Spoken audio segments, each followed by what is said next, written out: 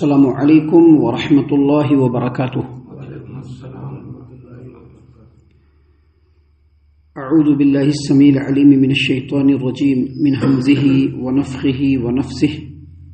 بسم اللہ الرحمن الرحیم۔ وقالت امرأة فرعون قرة عین لی ولک لا تقتلوه عسى ان ينفعنا او نتخذه ولدا وهم لا يشعرون۔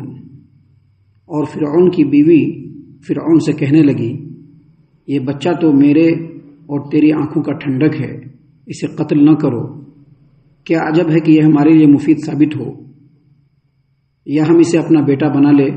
اور وہ اس کے انجام سے بے خبر تھے۔ محترم سامعین کرام، سورۃ القصص سورہ نمبر 28 اور اسی سورت سے آیت نمبر 9 آپ کے سامنے تلاوت کی گئی۔ اللہ کی توفیق سے آیت کریمہ کا ترجمہ بھی آپ تمام کی خدمت میں پیش کیا گیا، اور جو ترجمہ میں نے آپ کے سامنے پیش کیا ہے اس سے آپ کو پتہ چل گیا ہوگا کہ اس آیت کریمہ کا تعلق پچھلی آیتوں سے ہے۔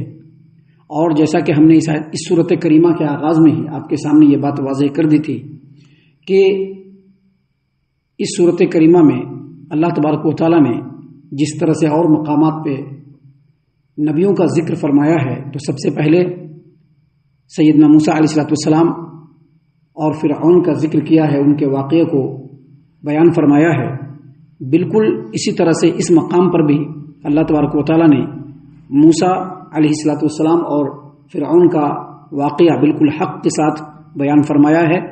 یہ نبی کریم صلی اللہ علیہ وسلم کو مخاطب کر کے بیان کیا جا رہا ہے، اور نبی کریم صلی اللہ علیہ وسلم کو اگرچہ مخاطب کیا گیا ہے، لیکن اس میں خطاب مشرکین مکہ کو ہے۔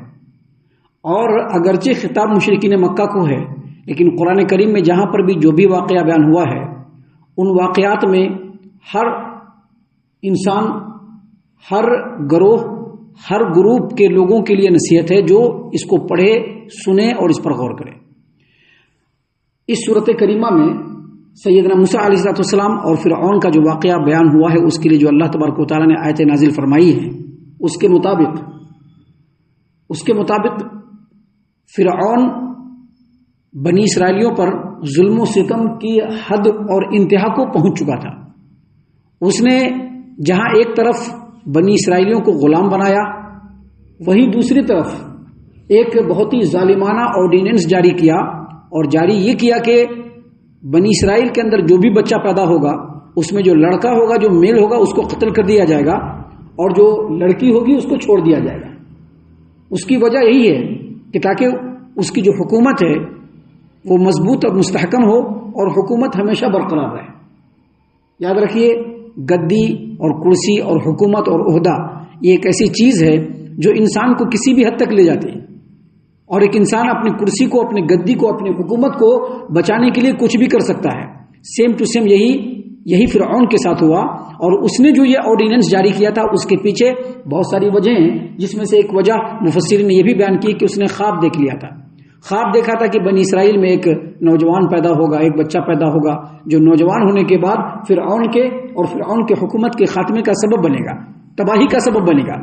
اور ایک وجہ یہ بھی بیان کی گئی ہے کہ جب بنی اسرائیلیوں کو غلام بنا لیا فرعون اور آل فرعون کے لوگوں نے، تو بنی اسرائیلیوں میں ایک پیشن گوئی ایک دوسرے کو کہتے تھے کہ دیکھو ابھی تو ظلم و ستم ڈھا رہے ہیں لوگ ہم لوگوں کے اوپر، لیکن سیدنا ابراہیم علیہ السلام نے پیشن گوئی کر رکھی ہے کہ بنی اسرائیل میں ایک لڑکا پیدا ہوگا جو نوجوان ہونے کے بعد فرعون اور فرعون کے حکومت کے خاتمے کا اور تباہی کا سبب بنے گا۔ تو اس چیز کو سامنے رکھ کر کے لڑکوں کو قتل کرانا شروع کر دیا، اور اس کے لیے جتنا بھی حکومت کی طرف سے ہو سکتا تھا تمام ہتھ کنڈوں کو اس نے اختیار کیا، حتیٰ کہ کچھ خواتین کو بھی اس نے جو ہے مقرر کیا کہ ہر بنی اسرائیل کے گھر میں جا کر کے دیکھا جائے کہ بچہ پیدا ہوا ہے یا نہیں پیدا ہوا ہے، اگر بچہ پیدا ہوا ہے تو میل پیدا ہوا ہے کہ فیمیل پیدا ہوا ہے، لڑکا پیدا ہوا ہے کہ لڑکی پیدا ہوئی ہے۔ تو اس طرح سے اللہ تبارک و تعالیٰ کی مشیت چل رہی ہے، اور اللہ تبارک و تعالیٰ نے سیدنا موسیٰ علیہ السلام کو پیدا فرمایا۔ اب ان کی والدہ بہت پریشان ہو گئی۔ اب پریشان ہوئی تو اللہ تبارک و تعالیٰ نے ان کی والدہ کو ڈھارس بندھانے کے لیے، جیسا کہ پچھلی آیتوں میں آپ کے سامنے بیان ہوا، اللہ تبارک و تعالیٰ نے وحی نازل فرمائی، وہی نازل یہ فرمائی کہ ابھی بچہ پیدا ہوا ہے، پریشان ہونے کی ضرورت نہیں ہے، جب تک چھپا سکتی ہو چھپاؤ اور چھپا کر کے اس کو دودھ پلاؤ، اور جس دن پتہ چل جائے تم کو لگنے لگے کہ اب حکومت کے عمال اور کارندے آئیں گے اور بچے کو اٹھا کر کے لے جائیں گے، بچے کا راز فاش ہو جائے گا، تو بچے کو ایک تابوت میں ڈال دینا یا ٹوکری میں ڈال دینا اور ڈال کر کے اس کو دریا کے موجوں کے حوالے کر دینا، اور پھر ڈرنا نہیں، اللہ اس کی نگرانی کرے گا۔ اور پھر اللہ تبارک و تعالیٰ نے یہ بھی کہا کہ تم کو ڈرنے کی ضرورت نہیں، وہ بچہ پھر تمہاری ہی طرف لوٹے گا، جیسا کہ آیتوں میں بیان ہوا ہے، اور تم ہی اس کی پرورش کرو گی اور اس کی دیکھ بھال کرو گی اور تم ہی اس کو دودھ پلاؤ گی۔ اور پھر اللہ تبارک و تعالیٰ نے یہ بھی وہی کی سیدنا موسیٰ علیہ السلام کی والدہ کی طرف کہ یہ بچہ آنے والے ٹائم میں رسول بن کر کے آئے گا۔ سامعین اکرام، ایسا ہی ہوا، ماں نے جو ہے ڈال دیا، اور دھیرے دھیرے دھیرے دھیرے وہ جو تابوت یا وہ جو ٹوکڑا ہے موجوں کے اوپر تیرتا ہوا فرعون کے محل کے بالکل دیوار سے جا کر کے لگ گیا۔ اس کے کارندوں نے یا فرعون اور اس کی بیوی نے دیکھا، اس کو منگایا اور سامنے رکھ لیا۔ آگے کا واقعہ اللہ تبارک و تعالیٰ بیان فرما رہے ہیں، وقالت امرأۃ فرعون قرۃ عین لی ولک لا تقتلوہ۔ فرعون کی بیوی نے فرعون سے کہا کہ یہ بچہ تو میری اور تیری آنکھوں کی ٹھنڈک ہے، اس کو قتل نہ کرو، اس کو قتل نہ کرو۔ سامعین کرام، یہاں پر اس بات سے یہی معلوم ہوتا ہے، یہاں پہ جتنی بھی بات ابھی آپ کے سامنے پیش کی گئی ہے اس پر غور کریں گے تو چھوٹی سے چھوٹی ذہن کا آدمی بھی، چھوٹی سے چھوٹی بدھی کا آدمی بھی، موٹے سے موٹے بدھی کا آدمی بھی سمجھ لے گا کہ جو بچہ تیرتا ہوا آیا ہے سمندر میں، یہ کہیں دوسری جگہ سے نہیں آیا ہوگا، کیونکہ فرعون نے کیا آرڈر جاری کیا ہے کہ جتنے بھی بنی اسرائیل کے لڑکے ہیں سب کو قتل کر دیں گے، آرڈر تو یہی ہے۔ اب یہ بچہ تیرتا ہوا آیا ہے تو موٹی بدھی کا آدمی بھی سمجھ لے گا کہ کسی بنی اسرائیل کے آدمی نے اس ڈر سے کہ بچے کو قتل کر دیا جائے گا اس کو پانی میں ڈال دیا۔ مرنے سے، قتل ہونے سے اچھا ہے کہ پانی میں ڈال دیں، اگر بچنا ہوگا تو بچ جائے گا۔ لیکن ہوتا یہ ہے کہ رب العالمین کی جو چاہت ہوتی ہے وہی اصل میں کام آتی ہے۔ فرعون اور فرعون کی بیوی نے پہلی نظر میں بچے کو دیکھا تو بچے کے اوپر اللہ تبارک و تعالیٰ کی طرف سے ایسی دلکشی ڈال دی گئی تھی، ایسی خوبصورتی ڈال دی گئی تھی کہ بچے کو دیکھتے ہی کوئی بھی اس کی طرف اس کا من موہ جاتا تھا دیکھ کر کے۔ اس بات کو اللہ تعالیٰ نے قرآن کریم میں بھی بیان فرمایا ہے، سورہ طٰہٰ کے اندر، سورہ طٰہٰ آیت نمبر 38-39 میں اللہ نے فرمایا، اذ اوحینا الی امک ما یوحی ان اقذفیہ فی التابوت فاقذفیہ فی الیم فلیلقہ الیم بالساحل یاخذہ عدو لی وعدو له والقیت علیک محبۃ منی ولتصنع علی عینی۔ یہ دونوں آیتوں کا جو ترجمہ ہے وہ یہ ہے کہ اللہ تبارک و تعالیٰ نے فرمایا کہ اس وقت کو یاد کرو جب اے موسیٰ تمہاری ماں کو ہم نے وحی کیا۔ وحی کیا کیا کہ جو بچہ ہے اس کو تابوت میں ڈالو اور تابوت میں ڈال کر کے دریا میں ڈال دو۔ اب یہ دریا جو ہے اس کو اٹھا کر کے ساحل پر پھینک دے گا، اور پھر وہی اس تابوت کو اٹھا کر کے لے جائے گا جو موسیٰ کا دشمن ہے، یا خود ہو عدو لی و عدو اللہ، جو میرا دشمن ہے اور جو موسیٰ کا دشمن ہے وہی اس کو اٹھا کر کے لے جائے گا۔ اور پھر اللہ نے فرمایا وَأَلْقَيْتُ عَلَيْكَ مَحَبَّةً مِّنِّي وَلِتُصْنَعَ عَلَىٰ عَيْنِي، اور اے موسیٰ ہم نے آپ کے چہرے کو ایسا من موہنا بنا دیا کہ کوئی بھی دیکھے تو اس کا من موہ جائے، کوئی بھی دیکھے تو اس کا دل اس کی طرف بالکل مائل ہو جائے، کوئی بھی دیکھے تو اس کو اچانک سے پیار آ جائے موسیٰ پر۔ ایسا پیارا، ایسی موہک صورت اللہ تبارک و تعالیٰ نے سیدنا موسیٰ علیہ السلام کے اوپر ڈال دیا۔ کہا وہ القیت علیک محبۃ منی، اے موسیٰ ہم نے آپ کے اوپر اپنی طرف سے پیار اور محبت ڈال دیا کہ جو دیکھے وہ آپ کو پیار کرنے لگے۔ اور ایسا میں نے کیوں کیا؟ وَلِتُصْنَعَ عَلَىٰ عَيْنِي، تاکہ میرے نظروں کے سامنے آپ کی اس جگہ پہ پرورش ہو جو میرا اور تمہارا دشمن ہے موسیٰ۔ اور ایسے ہی ہوا۔ فرعون کی بیوی نے کہا اللہ نے فرمایا وقالت امرأۃ فرعون، فرعون کی بیوی نے کہا کہ قرۃ عین لی ولک، یہ بچہ تو اتنا پیارا ہے کہ اگر یہ بچہ ہمارے پاس رہ جائے تو یہ ہمارے آنکھوں کی بھی ٹھنڈک بن جائے اور آپ کے بھی آنکھوں کی ٹھنڈک بن جائے۔ قرۃ عین لی ولک، آپ اس بچے کو مت قتل کیجیے، لا تقتلوہ، اس کو مت ماریے۔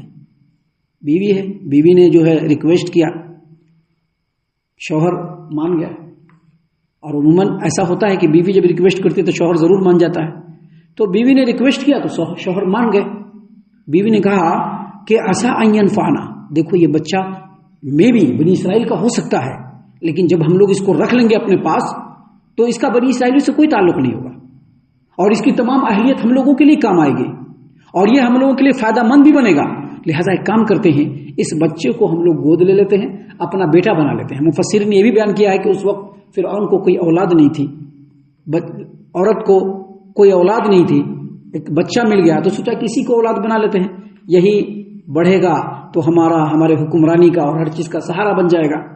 اللہ تبارک و تعالیٰ نے فرمایا کہ عسیٰ ان ینفعنا او نتخذہ ولدا وہم لا یشعرون.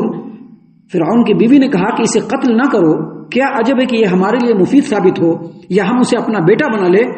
اور وہ اس کے انجام سے بے خبر تھے. اس کے انجام سے بے خبر تھے کیا مطلب؟ جو کچھ فرعون کی بیوی کے منہ سے نکل رہا تھا، یا جو کچھ فرعون سوچ کر کے ایکسپٹ کر رہا تھا، یا جو کچھ دونوں مل کر کے ایگری ہو کر کے بول رہے تھے، یہ اصل میں وہ نہیں بول رہے تھے، یہ اللہ تبارک و تعالیٰ کی مشیت کی زبان تھی جو وہ لوگ خود اپنی زبان سے بول رہے تھے. ان لوگوں کو پتہ نہیں تھا کہ جس بچے کے قتل کے لیے وہ لوگ ہزاروں بچوں کو قتل کر چکے یا کر رہے ہیں، وہی بچہ ان کی گود میں آ کر کے بیٹھا ہوا ہے. ان لوگوں کو معلوم نہیں تھا کہ یہی بچہ جب آگے بڑھے گا تو آگے بڑھ کر کے ان کے حکومت اور ان کی زندگی کے تباہی کا سبب بننے والا ہے. اور ہم آپ کو بتلا دیں کہ فرعون کی بیوی جو جس کے بارے میں یہاں پر ذکر چل رہا ہے، یہ فرعون کی بیوی آسیہ ہے، اور یہ وہ بیوی ہے جس کی تعریف اللہ تبارک و تعالیٰ نے قرآن کریم میں بیان فرمائی ہے. یہ وہ آسیہ ہے جس کی فضیلت کو نبی کریم صلی اللہ علیہ وسلم نے اپنی زبان مبارک سے بیان کیا ہے. وہ ایسا کیوں کہہ رہی تھی؟ کیونکہ وہ فرعون کے مظالم سے بالکل تنگ آ چکی تھی. اللہ تبارک و تعالیٰ نے قرآن کریم میں بیان فرمایا ہے کہ فرعون کی بیوی کے بارے میں آپ مثال دیجئے. ضرب اللہ مثلا للذین آمنوا امرأۃ فرعون. اللہ تبارک و تعالیٰ نے مثال دیا کس کے بارے میں؟ فرعون کی بیوی کے بارے میں. فرعون کی بیوی کے بارے میں کیوں مثال دیا؟ کہ انہوں نے کہا کہ اے اللہ تبارک و تعالیٰ، یہ جو ظالم لوگ ہیں اس سے مجھ کو بچا لے. تو چونکہ وہ بیوی نیک تھی، اس نے موسیٰ کو دیکھتے ہی دل میں اس کے گھر کر گئے موسیٰ علیہ السلام، اور اس نے اپنے شوہر سے جو ریکویسٹ کیا اس کے پیچھے اصل میں اللہ تبارک و تعالیٰ کی مشیت تھی. اور اللہ نے فرمایا کہ وہ لوگ اس چیز سے بالکل اس کے انجام سے بے خبر تھے. اس کا مطلب یہ ہے کہ یہی بچہ آگے چل کر کے ان کی تباہی کا سبب بنے گا، لیکن ان لوگوں نے اس بچے کو ایکسپٹ کر لیا، گود لے لیا، اپنا بیٹا بنا لیا اور پرورش کر کے نوجوان کر دیا. یہاں پر واقعہ ابھی کنٹینیو ہے، لیکن بتلانا یہ مقصود ہے کہ دنیا میں لوگوں کی پلاننگیں بہت ہوتی ہیں. کوئی کچھ پلاننگ کرتا ہے، کوئی کچھ پلاننگ کرتا ہے. کسی کے پلاننگ بڑے لمبے چوڑے ہوتے ہیں، کوئی ادھر کی پلاننگ کرتا ہے، ادھر کی پلاننگ کرتا ہے. لیکن سب کو معلوم ہو جانا چاہیے کہ پلاننگ تو سبھی کی ہوتی ہے، لیکن ہوتا وہی ہے جو میرے رب کی مشیت ہوتی ہے، جو میرے رب کی چاہت ہوتی ہے. وما تشاؤون الا ان یشاء اللہ رب العالمین. تمہارے چاہنے سے کچھ نہیں ہوتا ہے، جو رب العالمین چاہتا ہے وہی ہوتا ہے. اور یہاں پر بھی وہی کچھ ہو رہا تھا.